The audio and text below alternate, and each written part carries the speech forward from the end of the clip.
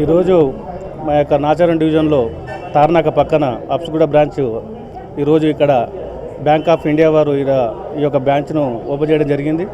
మన నాచారంలో ఉండే ప్రజలందరికీ కూడా ఎంతో అనుకూలంగా ఉంటుంది.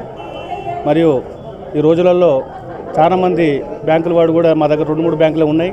కానీ ఈ విధంగా వీళ్ళు వచ్చి ఇక్కడ మా యొక్క దగ్గర బ్రాంచ్ ఓపెన్ చాలా సంతోషకరమైన విషయం. చాలామంది కస్టమర్లు కూడా ఈ యొక్క బ్యాంకులో చేరి వారి యొక్క సేవలు అందుకోనికి నాచారం ప్రజలందరూ కూడా ముందుకు వస్తారు.